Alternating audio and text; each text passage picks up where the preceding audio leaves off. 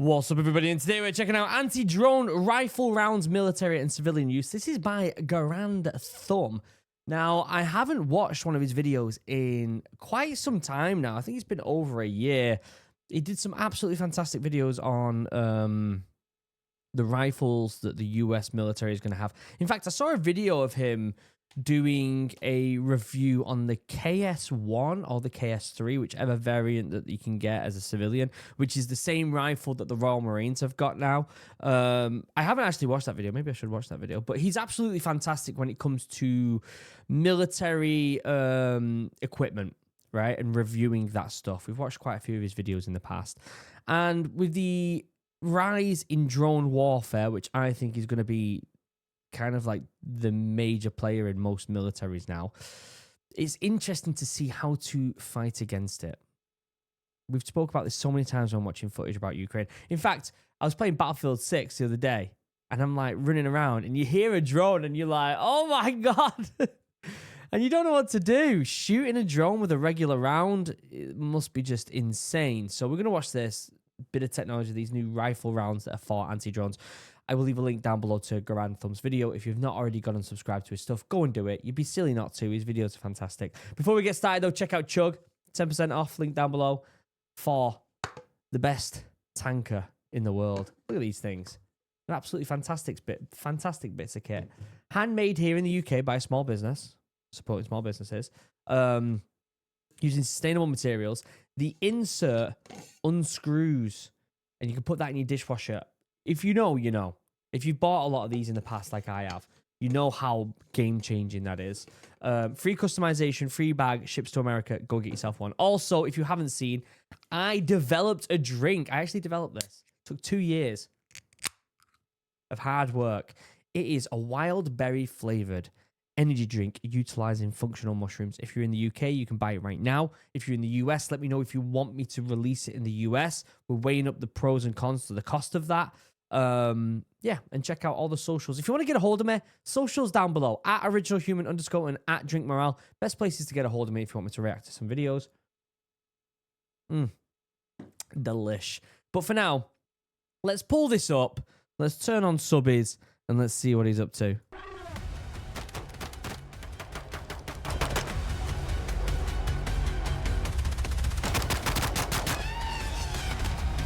Cool intro right here.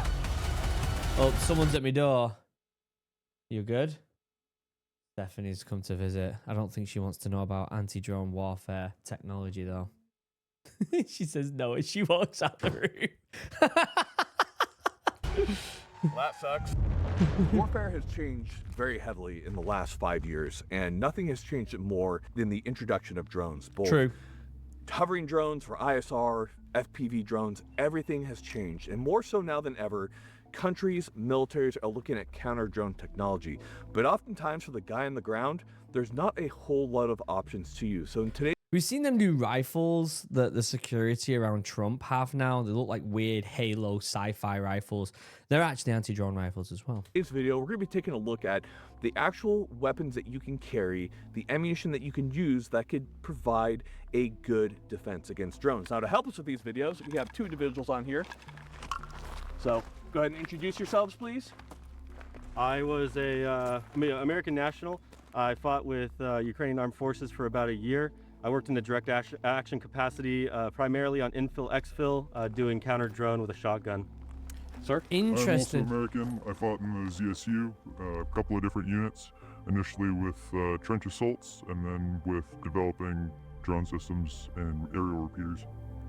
Makes me wonder if any of these were part of the what's it called, Chosen Company, which apparently has been disbanded now because of mass casualties. So we have some really good experience here to be able to take a very practical look, and we're also taking a look at some very interesting new developments in anti-drone rounds. I hope you guys will be interested and that you will stay tuned as we delve into this very important topic today on Grand Theft. It is incredibly secret for important. you guys. You might not know it, but you actually don't pay for this content. You pay for it with your time, which we're very appreciative of. But we got to give a big thank you to our sponsors for keeping this content free. Now, the biggest sponsors, of course, Primary Arms. If you're looking for I gotta skip the sponsors. If you know, you know. I imagine they're expensive, but I'm not paying for them today. So the first thing that we're going to be talking about here is some of the common weapons that are used in Ukraine. Now, I understand you have quite a bit of time as a counter drone guy on your team in the back of a truck. What's typically used right now? Correct. So right now, as we kind of spoke about in a previous video here, you're kind of subject to what you're issued, right? There's a wide range of weapons. Some very prestigious units have things like Benelli M4s. Some units aren't as fortunate. Typically what I would see or what I would be using is something very similar, some kind of semi-auto bottom load shotgun. Also very commonly used, and what I used primarily throughout my career was actually a Turkish bullpup. Yep. Of course, you want to speak to like magazine limitations and things like this. Of course, you know, so the problem with any type of shotgun is going to be the amount of rounds that you can hold in it. I've shot a Benelli and my God, it was fun. It was so fun. We were shooting all sorts of different rounds in the Marines, and at the very end, when we'd done all our training, we had some rounds left, so we were messing about shooting it from the hip, which is not advised. But it was fun. It was fun. This was part of pre-deployment training for 4-5 Commando, for Herrick 14. Yeah, it was really fun. Now, obviously, shotguns are great for what they do. They're great for nailing birds out of the sky. A lot of the shorter shotguns, like you see with the Benelli M4, do really heavily rely on the round being used to keep that pattern nice and tight. So you do have a limitation. If any of my trap, skeet, and bird hunters out there know, you're typically not hunting with a Benelli M4 because, well, your range is fairly limited. This is why you see a lot more of these full-choked, full-barreled shotguns being used quite often. But you still have limitations on magazine size. Probably you see a lot of the Turkish shotguns used. Now, in your time using them, how did they perform? Not great. Of course, you know, shotguns can be quite finicky, especially if you're moving into any kind of magazine-fed shotgun. Oh, yeah. They're very, very finicky creatures. They don't like to cycle, especially if you start introducing an environment like Ukraine where you're subject to mud, lack of cleaning, you know, just poor maintenance throughout the shotgun service life. And so you start to encounter issues with that, as well as you're limited to, you know, the 5-round magazines that I always had to run in my Turkish shotgun, in the bullpups. Anything over that, if I got issued 7 and then 10-rounder extended magazines, and it would cycle maybe 2 rounds and jam. So you're limited on ammo, you're limited on range, and of course the effectiveness of the shotgun cycling. How close would the drone have to be before you could engage it effectively? Yes. We talked about this a little bit. How close do you want it to get to you? With a shotgun, oh my God, yeah, how close? That's something you don't really think about. How close do you let it get to you so you can get a clean shot before it's too close or too far that you're getting rid of rounds unnecessarily?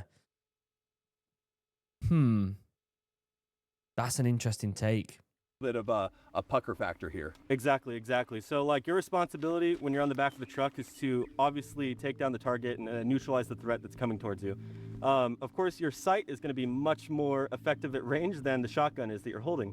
And so, like you said, it's a big pucker factor with having to wait for the target to approach you and letting you get a clear shot.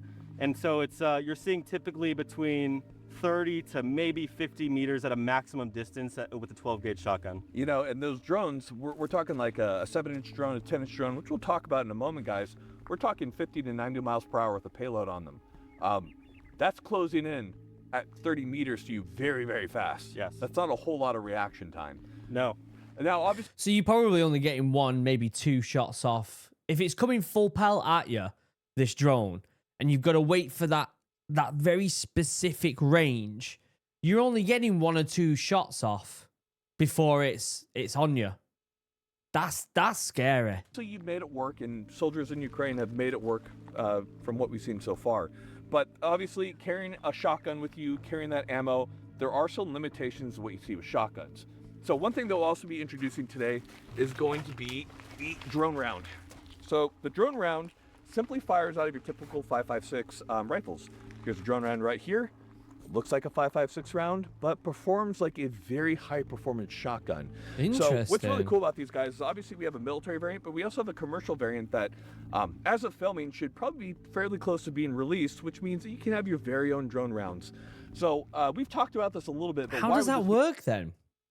I want to know about how that works and the internals of them rounds. He's so good being on the front lines. Yeah, kind of like we talked about, again, in an earlier video, we talked about kind of the soldier's payload, right? Mm-hmm. And you're already expected to go out on mission and kind of prepare for worst case scenario. So you're overpacked, you're preparing for a 3-day rotation to turn into 7 days. So you're already bogged down with sustainment. And then your commander, right before a mission during your briefing, hands you another primary weapon and says, here's another 15 pounds to carry. It's not at all convenient. It's not good. You have to carry that your entire mission. On the infill, you'll have your primary weapon system slung, usually like an AR platform slung over. You have another primary weapon, the shotgun for counter drone stuff, up in your arm, in the ready. It's just not a very convenient thing to have. Yeah. It's just very hindering to the soldier. You know, as a So the idea of merging these two, the benefits of both of them together, so that the effectiveness and the accuracy of a rifle like an AR variant, and the ability to shoot something in the sky like a shotgun can do. Yeah, I can see the idea of getting rid of both. If you've been in the military, you know, the more kit you got to carry, the more of a hindrance it is on your ability. No matter how fit you are, that's just the truth of it, unfortunately. former, military man myself, I would say being able to just have a magazine that I can just rip into my gun and that has that immediate anti-drone capability is very, very alluring to me. Now, I guess the question that we're going to have is how does it actually perform? So today we're actually going to be, grouping these different weapons on paper. We'll be firing from a trench as FPV drones fly at us from guys who've actually flown them in combat. We'll then be on the back of a truck having them fly at us, and we'll be seeing the performance between the two of them and seeing how they actually work as close to real life as we can get. Of course, I love how much detail they're going into on this video to really test all these different ideas out. This is brilliant. Not going to die, hopefully. This time. So, with all that being said, let's get into it. Let's do it. Okay. Here we have a 10-inch drone target. So we're going to be firing at about 25 meters or so. We're going to be doing this with full shotgun with birdshot as well as the anti-drone round. So we'll be seeing how these perform. I'm presuming he's not going to go into how it necessarily works around. Maybe it's because it's not available to civvies yet that maybe they're not allowed to talk about it or something. Maybe there's some sort of NDA or some sort of security clearance issue there about how it works. We have a 11-inch, 11.5-inch URGI. We also have an 11-inch 416. These will work out of any 5.56 gun, even with a suppressor. It's not going to damage it. So that's Even very with a interesting. You can suppressor? just slap it in. I'm very interested to see what the recoil feels like, how it feels like on follow-up. I just can't wait. Now, our drone guy also has another note to make. Go ahead, sir. Yeah, so with the prevalence of fiber optic drones, you cannot jam them with REB, which is the Ukrainian word for electromagnetic jamming. So the only way that you can defend against those is to either hide or shoot them with a shotgun. Well, good. What? So that's the weird looking guns that people have been following Trump with to protect him from drones. They're basically, as far as I'm aware, work like some sort of EMP, and they just disable the drone from a distance. Man-made horrors beyond our comprehension. Yes, exactly. Perfect. I love it. All right, let's do this. All right, first up we have our good old long-barreled shotgun full choke. Firing birdshot through it. Let's see how it groups. Okay, we got that guy out of the way. Let's try the Benelli M4. We're shooting that on the target to the left of it. Such a cool shotgun. Now, for the first time in my life, I'm going to be firing one of the anti-drone rounds. So I am so excited to try this guy out and see how this actually works. Sounded like a Let's see regular how it round. looks. Okay, we'll go take a look at the I mean, there's shotgun only so first. much you can tell through the microphones, isn't there? You're not going to get the actual vibe of it unless you're there in real life. So first off, with our long-barreled shotgun, big choke, you can see how nice and tight that pattern was. Look at right that there. spray. That is wonderful patterning from a shotgun. Yeah, Look over here. As you can see right here, a bit more with the varied. Benelli M4, we have a much wider pattern Yeah. because we don't have any type of good choke. It's just your typical, I'm pretty sure we just have a cylindrical in there at the moment. And now you could put in different chokes in the M1014 that will tighten it up, but with the shorter barrel, you're still just not going to get that longer forcing cone like you have with a different shotgun. Yeah. Okay, now let's take a look at this. If you can see, the pellets from the 5.56 are very tight. This is Wow. by design. These rifles actually have a much longer range compared to the shotgun. So compared to the shotguns with about a 30-meter range, these guys are making hits on drones all the way up to 150 meters. And then obviously they recommend about 100 meters. So we're actually going to step this guy back. 100 up to 150 meters. Wow. That's quite impressive, isn't it?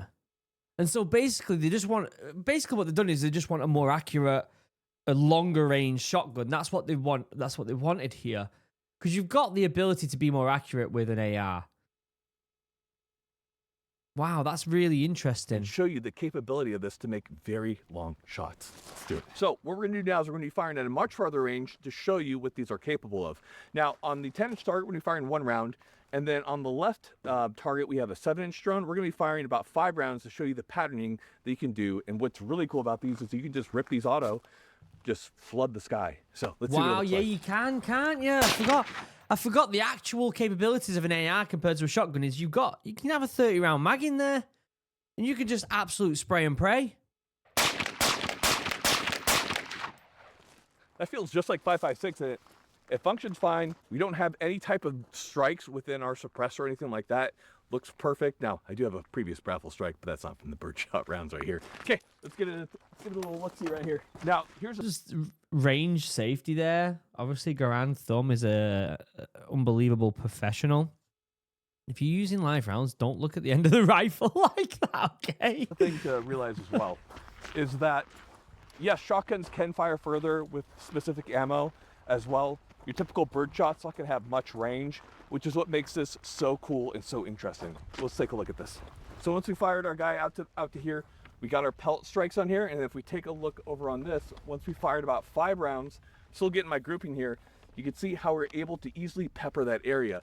So you can see with the nice thing about having... It doesn't seem like there's as much peppering as what a shotgun would have. So I'm fighting on whether...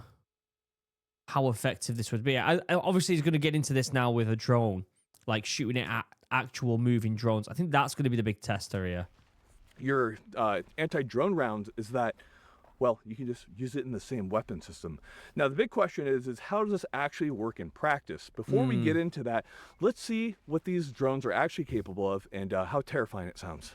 Some people also be quick to point out that this is just snake shot. It's not. Snake shot does not hit with quite enough force at the distances that we're trying to engage these drones compared to the drone round, which has about the energy of a 380 when it strikes. With these carbon fiber frames on these different types of drones or whatever type of material that they're made of, it's important to be able to smack them with enough force that we're able to damage critical components to make sure that this guy can't continue its course to put you in the forever box or in the forever ground.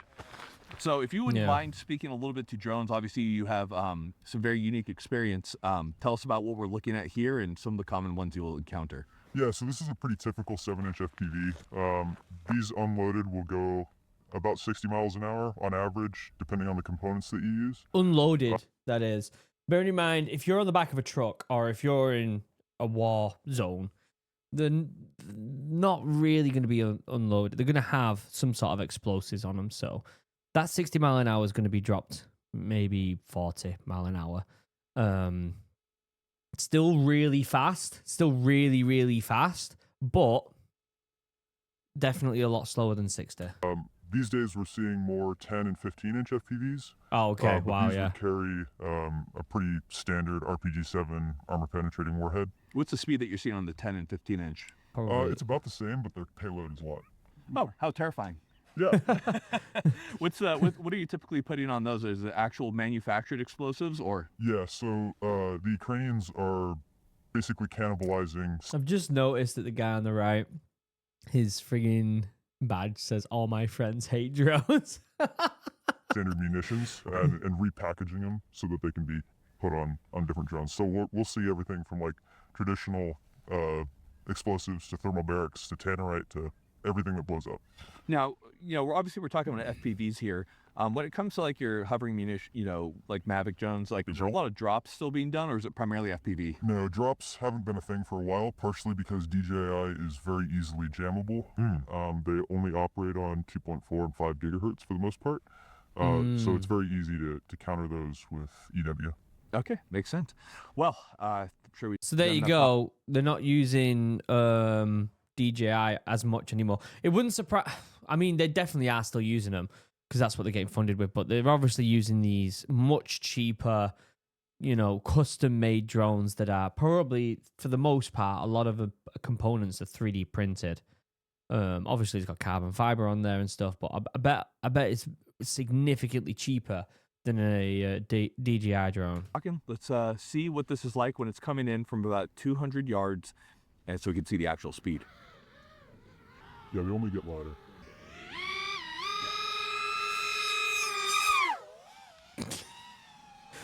Well, that sucks.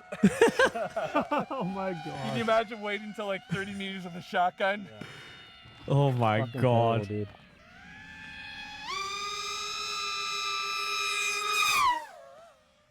Yeah. Good times.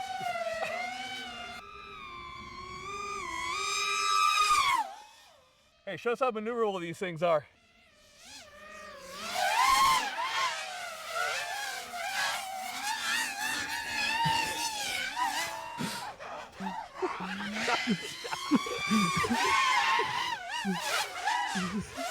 Good luck shooting that. Jesus Christ. Oh my god. That is This is the part in absolutely Red Dead Redemption. It's just it's terrifying.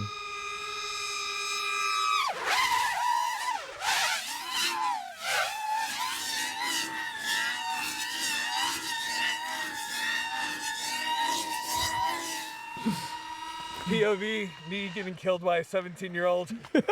How the fuck did you shoot those things? Does anybody have any Tylenol? You want some like Ativan or something, bro? So let's Oh speak my to that a little God. bit. Obviously, this thing's unloaded, so it's going to be cruising at a higher speed. So Yeah, I mean, the videos we've watched of fighting over in Ukraine, they're not going typically that fast with that much maneuver, but remember that video we watched and there was a North Korean soldier running through a field and a drone's just chasing it and it's just messing about with him? Oh my god. It does make you think, like I said in some previous videos recently, the PTSD that some of these lads are going to have from drones. Obviously, a lot of lads have PTSD from like fireworks, well, are caused by fireworks and stuff like that. You see it on 4th of July in America or Bonfire Night here in the UK. You see people warning, you know, just be mindful of veterans and stuff who might have PTSD and you're setting off fireworks. Soon it's going to be drones. Watch out for lads and lasses with PTSD because of drones and you're flying drones everywhere. you're not able to do quite all those maneuvers, Yeah. but orbits, that type of thing, is that possible? Yeah, you can definitely do that. Circling your target is a very common thing that you'll see. Even a lot of the drone footage that's coming out of Ukraine these days. I mean, that's how you find targets. Generally, the SOP is find it with an ISR drone, like a Mavic, or sorry, a Matrice 30T, and then go hunter-killer with one of these things. So, Well, I guess there's nothing left to do but hop in the trench and see how we do with the shotgun to start. Let's do it. Okay. So they're gonna go. Okay. So I'm guessing they're gonna gradually go up like they did with the range as well. So we're gonna see Benelli and this other older shotgun, and then we're gonna see these new these new drone rounds, 5.56 rounds. I don't know. I'm a little skeptical after seeing the grouping and not seeing as much of a spray. I don't know if I'm as convinced just yet. now we're in the trench. We're going to try this first with shotguns. I know there's some things you want to speak to really quickly. Yeah, I know you guys saw in a previous video, kind of Mike and I talking about some SOPs as we're moving through a tree line. Obviously, we were highlighting cover and concealment.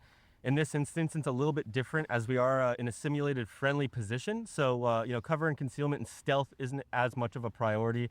The kind of test we're going to be showing here now is going to be, you know, if you're in a friendly position, you have friendlies in the trench, there's nobody else around you that's OP4. And so what you kind of do, you refer to it as a submarine call. It's called in the military where, you know, a message is relayed back and forth. So all accountability is taken throughout the trench. So I'll call out drone, or if Mike sees the drone first, he'll call out drone, and I will repeat that command back to him just to make sure that we have kind of all hands on deck, that there's a situation in the air.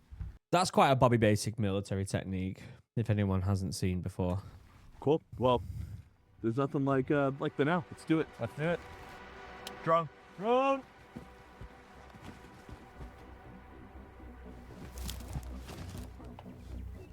Follow my gun, it's in front of my muzzle.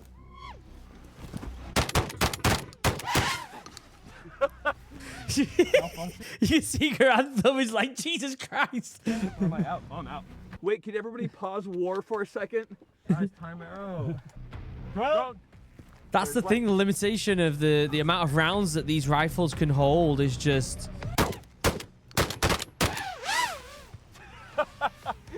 See, it's fucked. Yeah. It's so fucked.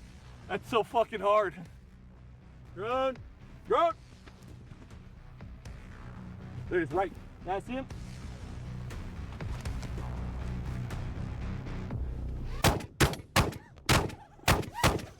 Did he get it?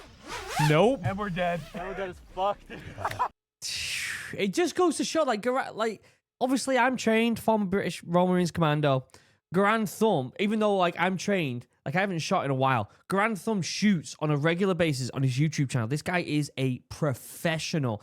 He is struggling to hit a drone with a shotgun. It's not an easy task. It's not something that can be done very easily.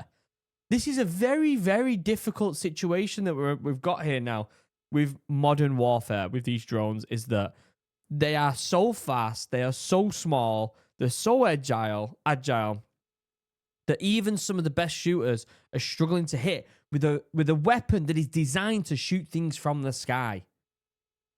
That's mental. Okay, so we've been killed every time so far. And let's give the drone round a try. Okay, so with the drones and shotguns, very difficult. The problem is that you don't always know what rounds you're getting. So we're using birdshot in this case, and we actually did strike the drone a few times. So like we hit the battery, but it just wasn't doing enough damage. The pellets weren't damaging enough. I think you heard it hit the propellers and it kind of did that fluttering noise. Yep. But we weren't just able to do enough damage. And on top of that, we could see it further out, but we have a little dip here. And once it dipped down, by the time it came up on us, it was like 15 meters away. So with this, we should be able to engage it out further. And I think these are going to be much stronger in impact. And I think we'll be able to take the drone down, hopefully. And we'll see how it works. So let's go round 2 with the drone round. Is it going to be that simple though? Because if you're going to be shooting, let's say that they're going to start engaging from anywhere between 150 meters close to like 75 meters, right? You've got a 75 meter range there that is quite effective with this new round, right? The problem with that is the drone is still as small as it is and it's still as fast as it is. And so, yes, you're able to shoot further out with a bit more accuracy because of the fact that you're shooting with an AR, but you're also dipping in the fact that the drone's not closer to you. Like when something is closer to you, it's easier to shoot. So, is the trade-off worth it? Maybe, because you might be able to engage it further away and it gives you more, hope to not get hit by the drone in the first place, because it could explode 30 meters ahead of you and you could still get bits of shit hitting you, right? Let's see. Do you think that, the French were like, oh, longbows made warfare gay? And then now we're here, we're like, oh, drones. Same. Just like you remember, like knights were getting schwacked by peasants with crossbows. It's just the same shit. Yeah, the injustice of it. Mm-hmm. Think of the cost of all of the training, all the munition, all the equipment on like a typical SF soldier, tier 2, tier 1, whatever. Yeah. And you think of the cost of that, like the force multiplication is so disgusting. I'm worth a lot of money. That's tech. That's just tech for you. That's just the way military has been forever. Like he said, knights or whatever, the French seeing the English or the Welsh longbow, if you know your history, and being like, what the fuck? And then you've got the crossbow. Then when the first rifle comes, then when the first cannon comes, then when you get into World War I and II, and it just evolves and evolves and evolves, doesn't it? Yeah, I'm worth about $6. Drone. Right.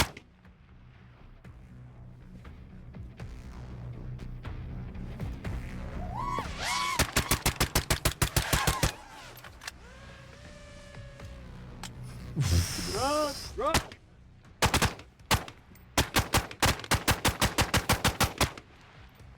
Did you get it? It's coming. Nope. Oh, they got it!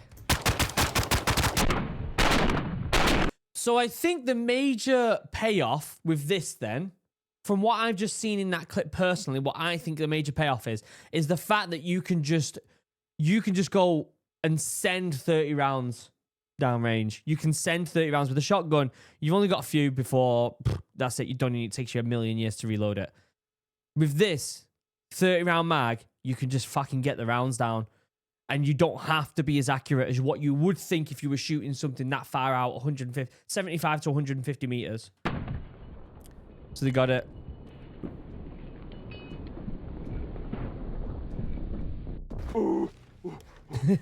Beautiful. Take that, fucking drones. It felt like I was a, British Spitfire shooting down like the Luftwaffe in World War II. It felt good, first off. But the thing we have to speak to is, one, we can't show who it is, but we do have probably the best drone pilot in the world flying these drones. So this isn't bullshit. We also have him being advised by a guy who has almost a year of combat time in drones. And we have some of the worst terrain because he's able to dip below and pop right on us. So we have a very difficult scenario here. These are the drone round guys. I know you want to talk a little bit about it. Yeah, dude. First of all, nice shooting. Thank you. This is definitely one of the this hardest. guy right here. Yeah, you guys nailed it. This is definitely one of the hardest terrain setups in any demo or experiment we've ever done, because you guys couldn't see it. Yeah. You had to engage it so late, and then when you did get a chance to engage it with the shotguns, it wasn't enough force to do it, and then you guys got that shot on target and obviously destroyed it. Got it down, which is super cool. And yeah, the best drone pilot in the world says that's the best drone pilot. That guy is insane. So that whole setup was the wildest one. We've done, from the drones perspective, over on the tandem defense side, we've done dozens of these iterations of like trying to prepare soldiers for this. We've never seen a situation quite this bad for those defending against drones. And I think you guys nailed it. Well, there you go. I think that does go to. There's still parts of me that are skeptical, but I think the major benefit, yes, you can shoot further out with a bit more accuracy with these things compared to a shotgun. But I think the major thing is the fact that you can just have a 30 round mag. You can just have a bigger mag. I think that's what wins it. That's what wins it. I'd love to know what you think in the comments about what you think is pros and cons to both, but I think that's the major player here. At this point is we've seen one of the worst scenarios. We still nailed it. First off, what's up? Oh yeah, drone killers. We're gonna do a more head-on approach, not to make it easier on us, but rather to show you that oftentimes coming across no man's land, or from different angles, depending on how it goes, there could be easier approaches for shooting down a drone. Oftentimes, so obviously there's a lot of variability here. I'm sure you could speak to that. But we'll take a slightly easier roll to see how far we can nail this drone out with. I'm very interested to see this. So we'll go for round 2. Go ahead. And I would just like to note one thing as well with that farther engagement. It's something to completely change like your mental SOP and how you're prepared to deal with the threat, which is drones. Because there's many times where you're sitting in a tree line and you'll hear a drone flying by, or you'll hear a drone flying perpendicular to your tree line, and you look up at it and it's not even worthwhile trying to engage this because all I'm going to do is make noise and not hit anything. And by using drone round, it pushes kind of the profile of how far I can actually like create that target package in my head and decide and make the kind of the decision to engage the target and neutralize it with effectiveness rather than just kind of sit helplessly. That's something that I didn't think about, is giving your position away. If you are if a drone goes past you and you're like 30 meters away and you've got a shotgun, you could engage it, but you're giving your position away, you're right. But if it's 100 meters away, you got more of a incentive to give it a go, aren't you? That drone's not necessarily going to see you straight away. Something else I didn't think about. That's awesome. I never even thought about that. That's There why we you go. got you here at the experience. Can I make one observation? Yeah. With the shotgun, there was a whole lot of lulls with you guys having to reload, and with this guy, it was just you're ready to go. It's like everyone pause war really quick while we're putting shells in.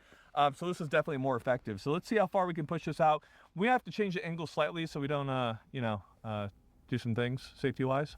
But yeah, let's do it. Also, one thing I noticed is when it was running perpendicular, it's very much so like a shotgun, if you notice, because like you definitely have that lag time. Not like a shotgun, it's definitely faster. But I definitely gave it about a 3 or so FPV lead, and that's when I was just nailing it. Yeah, it's very, very short. and it's very short considering the speed in which the FPV is traveling. Oh yeah. And if you take like a 12 gauge, like the reason that we're not hitting this is because maybe you and I are used to shooting like skeet or trap or something where your target is flying much slower. Yeah. And now you're multiplying the speed of the target by 3-4x, and so your lead is going to inherently increase as well. And it's just such a hard thing to wrap your head around, like in the moment, under the pressure of an FPV. Oh yeah. This has got to be one of the best informational videos I've ever seen on combat and FPV drones. This should be shown to lads before. In fact, lads in the military should be watching this shit on a daily basis and studying it. Because what they're doing here is they're experimenting. That's what they're doing. They're taking this new tech, they're testing it out, and they're experimenting. And when you're in the military, you don't necessarily have the time and the resources to do stuff like this on a regular basis. And so having this bit of information is just...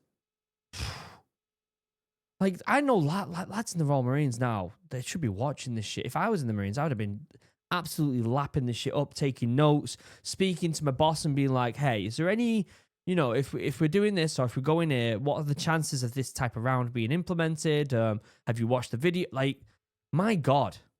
100%. Okay, well, let's set up for round 2. Let's do it. Okay, so we're going to have a slightly different angle for this approach. Please explain why. Yeah, so typically kind of what you see when you're sitting in a friendly position is you're going to have like flight paths perpendicular to your tree line. So kind of coming at you and flying over. And you'll notice that typically strike drones that are commuting or on their way to target, they're going to be pretty high altitude. And the reason for this is because of signal. As you get closer to the ground, just like with radio communications, it's all shortwave stuff. So any kind of object, and especially like trees and vegetation, it's a black hole for signal. And so pilots are typically going to have to stay elevated to kind of have a clear line of sight and the best reception possible when they're traveling on their way to their target. And so that's kind of going to simulate that. We're going to have pretty much just a straight perpendicular flight path from that direction. Yeah, perpendicular flight path to the trench. So we'll have a nice clear shot. This is something that I would Just noticed on the side of his helmet there. I keep looking out for, it's just the Ukraine thing, but I keep looking out for anything about the Chosen Company. Something about this lad that I feel like his voice, something about him that I kind of recognize, and I'm wondering if he's been in some of them Chosen Company videos. There's something about him that I recognize. This is something that I would see quite frequently, like we were talking about in the last... I wonder if it says in his description or anything, if... No, it doesn't. There's something about him that I recognize. Where, which I've spoken to quite a few of the Chosen Company lads, by the way, on Instagram. I got put in a group chat with them. They're good lads. As somebody that's sitting in the trench, maybe I have a 12 gauge on me, maybe I have my service weapon with, shooting 5.56. I'm not even going to think about engaging something like this. I'm going to look for cover and concealment and hope it flies by and hope it's not like stopping at my tree line. And so being able to, intercept a threat that previously I would have even never thought of engaging is kind of what we're demonstrating here. And it's kind of one of the biggest facts or biggest pushing points of the drone round is the engagement distance. Yeah, let's try it out. See how we do first try. All right, let's see this then. Drone! 12 o'clock. 12 o'clock. Here it comes.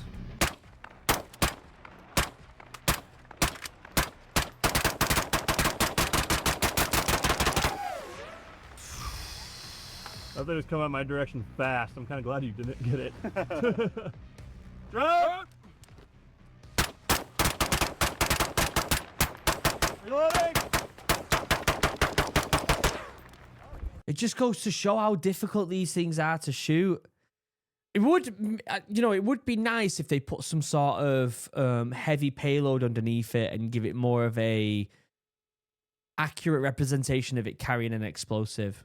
Obviously, don't put an explosive on in these videos for safety reasons, but like put some sort of weight on there. Oh, they did get it. They did get it. You saved my life, Mike. I saved his life. I love you. But they got it like... Okay, so I think we learned a lot about They got it as it was coming. He got it as it was coming close to him. He didn't get it at that distance, leads did he? on this guy. It's very interesting hitting the drone. I definitely got it down at this point. Yeah. It's fun. I saw you went dry. What's cool is your reload is quick on that. Exactly. I'm not shoving 12 gauge fiddling with the feeder. It's none of that. It's just your standard AR reload. It's super quick. It's something that everybody knows. Now, typically with these, we're firing this all semi. Now, we can't say the word here on YouTube, but if you're able to be firing faster than semi, is how this is meant to be fired, where you're just clouding the air with pellets. So, unfortunately, we can't show that because freedom doesn't matter, I guess. But now that we've shot it out of the trench, we're gonna go ahead. We're gonna get in the back of the truck. We're gonna try the very same thing. We're gonna see how it goes. This is right up your alley right here, man. Yeah, infills and exfills. That's the most dangerous part of the mission, so I think that's one of the most important to simulate here. Let's do it, brother. That's it. Right, we're now in the back of the truck. So when you're doing something like this, there's obviously going to be way more variables as well. Speed of the truck, terrain the truck's going on. Is the terrain absolutely riddled with mines? What's the driver like? What's the direction of the truck going? Is it weaving about? Is it going in a straight line? Is it just in a field? Is it within some sort of foliage? Like, there's so many variables here. However, what's important is just moving and getting the rounds down to hit a drone and seeing how that feels with this new rifle. Bearing in mind, it's already, as you've seen in this video, incredibly difficult to get this done. We got 3 shooters right here, me included, and we'll be going after a FPV drone that's going to be chasing us during your typical XL info that you guys have dealt with previously. So it's fairly real world. Are they typically coming at the back? Yeah, so like usually, you know, from my perspective being a rear gunner, I was always facing back, so exactly like you see here. I'd usually be standing. And so what you would see is, if you're not being hit dead on from the front, you'll see like essentially the drone will go by you and then you'll see it make a loop and then start kind of tracking and following you in. And usually they're coming from like the side or like, you know, kind of perpendicular to you. And if there's a tree line, they're kind of staying up and over the tree line. But this will be a perfect example of kind of what it's like when you're kind of infilling to position, which, you know, arguably is the most dangerous part of the operation, is getting there because you're so exposed. And so kind of really anything in the scope of a drone following the truck is very similar to what you see on the field. Let's do it, boys. So they're going to be moving in this truck. They are going to be moving. Okay. This is again fantastic. They must be really out in the sticks here to be able to do something like this.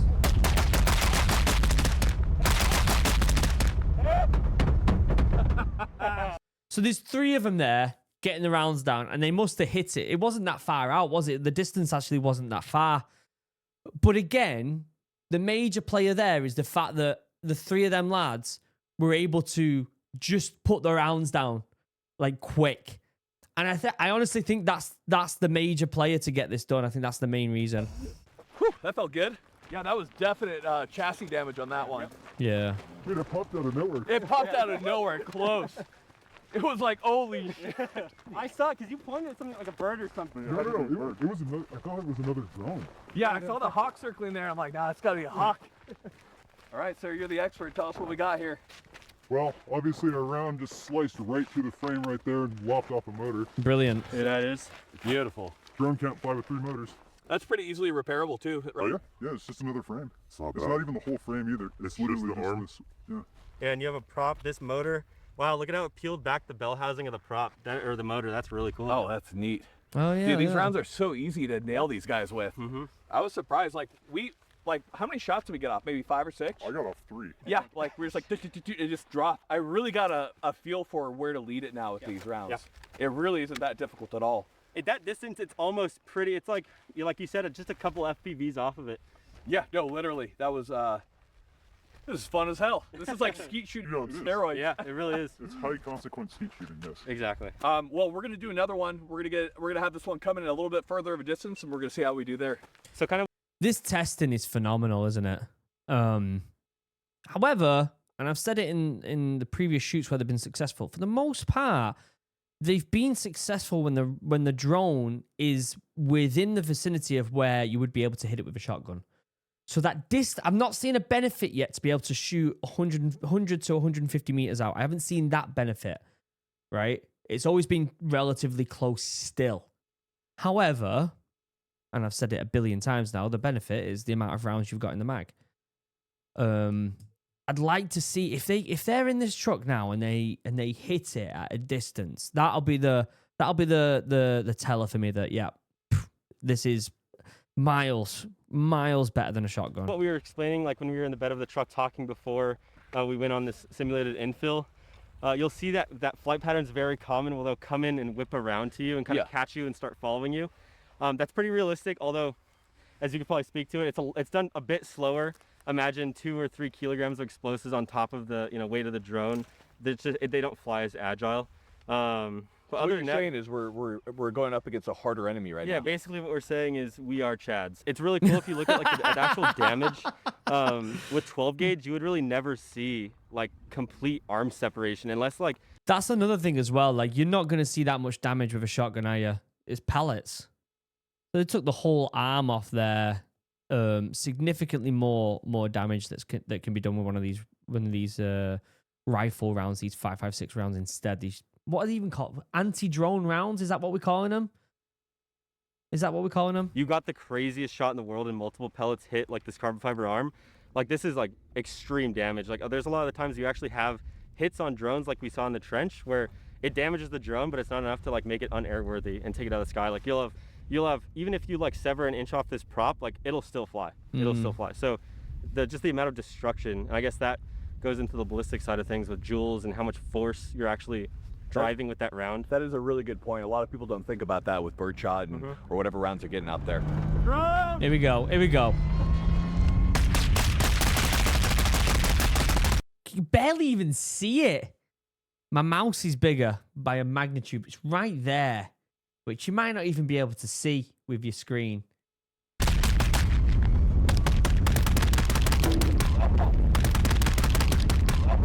So again, they got it, but they got it close range again. So that distance, I don't think matters as much as the amount of rounds you can get down. Oh, I thought they got it. Maybe they didn't. Oh, there you go. That was at a much further distance, that one then. You nailed the I shit. think it might have been my shot. Nice, look at that, right through the prop. Just took that thing straight out. Whoa! Unplug it. I can't.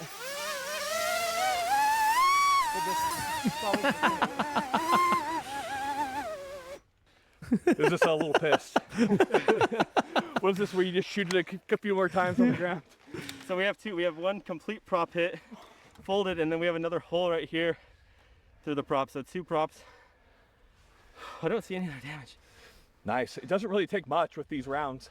Like No. once it nicks it with 1 or 2 of these pellets, it's Again, it was at a distance, this one, for the first... I think this was the furthest they've actually managed to take it down, but it didn't look 100 to 150 meters. So I think that argument of that distance is a very like unique thing that you probably wouldn't utilize as much as you would just, you know, really going ham on the trigger or the actual power of these rounds. down.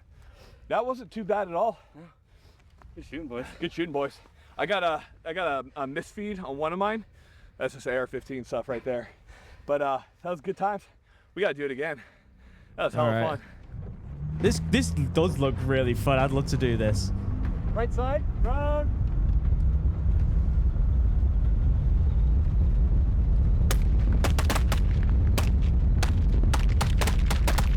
Can we even see it yet? I got my... What have we got it here? Get it in 4K. I think it's there. Yeah, it is. Yeah, there you go. Got it. Again, pretty close. It's pretty close. Right here we have the drone in its natural habitat, taking a drink of water. So no battery damage. It seems like, we have 1 pellet through a prop. Nice. And we have like complete carnage of all of the connectors here, like the little XT60 mini connectors. are Oh just yeah, look at completely that. ripped. And on this side too, pretty much everything coming from the ESC to like motor number 1 is just gone. Dude, it really doesn't take much. No, Yeah, they're there you fragile. go. Yeah. If you hit them in the right spot, they're really fragile. Well, what's cool is that these rounds have so much kinetic force that when it gets hit, it's down. 300 joules. Yeah, freaking wild. That's cool. Well, I'm glad I could get a drink of water, take a little rest. Perfect, guys. Well, done a lot of shooting. Let's go ahead and let's finish things up. Let's wrap it up.